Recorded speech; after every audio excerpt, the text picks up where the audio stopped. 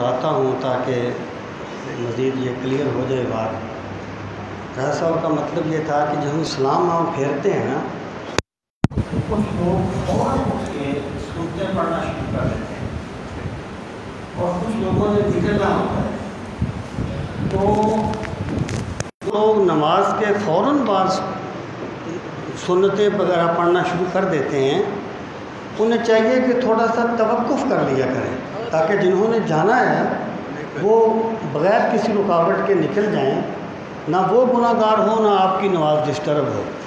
تو تھوڑا سا توقف کر لیا کریں تاکہ وہ آسانی سے نکل سکیں۔ آج میں آپ کو دو احادیث مبارکہ سنانا چاہتا ہوں جن کا تعلق انسان کی زندگی کے ساتھ ہے۔ یہ پچھلے دنوں مجھے ایک علماء کے بہت بڑے اجتماع میں جانے کا اتفاق ہوا۔ وہاں ایک صاحب نے یہ حدیث پاک سنائی، میں نے اس سے پہلے نہیں پڑھی تھی۔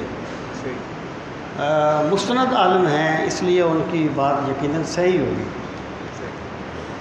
وہ کہتے ہیں کہ حضرت ابن مسعود رضی اللہ تعالی عنہ سے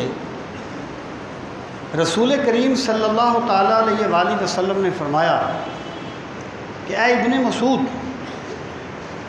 کیا میں تمہیں ایک ایسا عمل نہ بتاؤں جس کی وجہ سے تم بلا حساب و کتاب جنت میں چلے جاؤ؟ انہوں نے عرض کی یا رسول اللہ صلی اللہ علیہ وسلم ضرور بتائیے۔ آپ نے فرمایا ابن مسعود بڑا مشکل کام ہے۔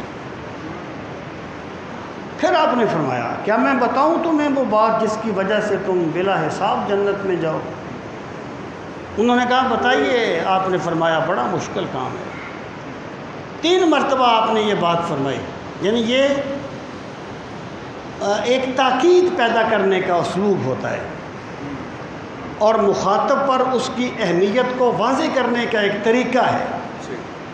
اب سرکار نے فرمایا کہ ابن مسعود، اللہ کی رضا کے لیے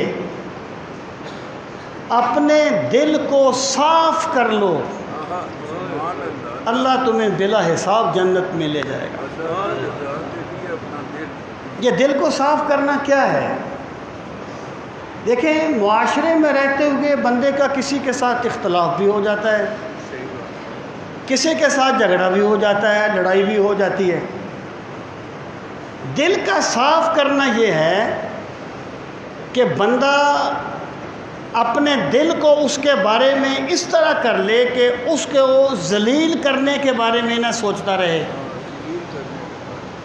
بلکہ اسے جہاں تک اس کی استطاعت میں ہو اسے اللہ کے لیے معاف کر دے۔ قانونی جنگ کرنی ہے تو بے شک کرے، قانونی جنگ کرنی ہے بے شک کرے، لیکن بلا وجہ اسے اس کے لیے بغض رکھنا دل میں، حسد رکھنا دل میں۔ جس بندے کے دل میں بغض ہوتا ہے، حسد ہوتا ہے، وہ اس دل میں اللہ کی یاد نہیں آتی۔ اگر ہم صاف پانی کسی گندے برتن میں نہیں رکھتے تو جس دل میں بغض ہوگا وہاں اللہ کی یاد کیسے آئے گی؟ اور رسول کریم علیہ الصلوۃ والسلام نے ایک مرتبہ حضرت ابن عمر سے فرمایا تھا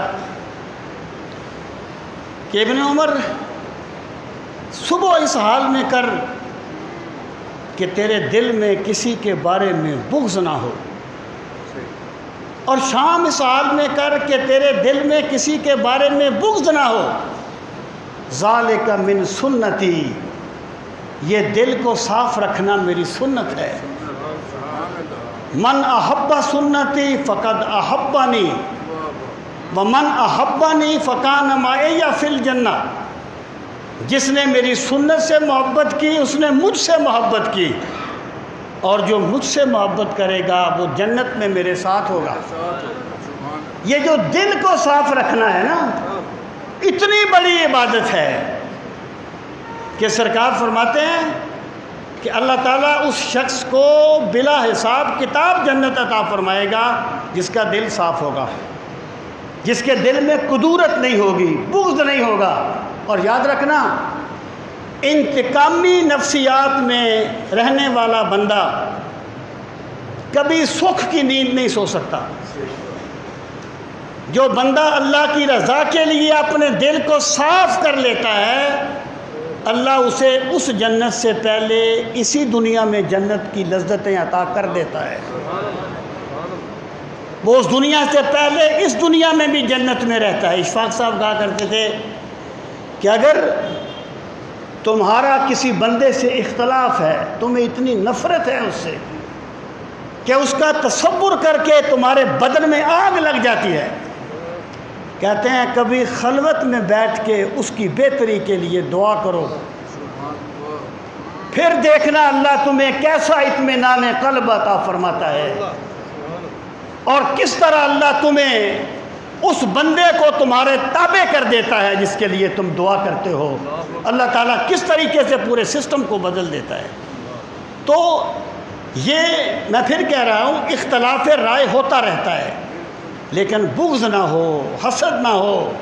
صاف دل جو ہوتا ہے وہ میرے رب کا گھر ہوتا ہے، اس میں میرے رب کی یاد بستی ہے۔ اللہ تعالی ہم سب کو دین کا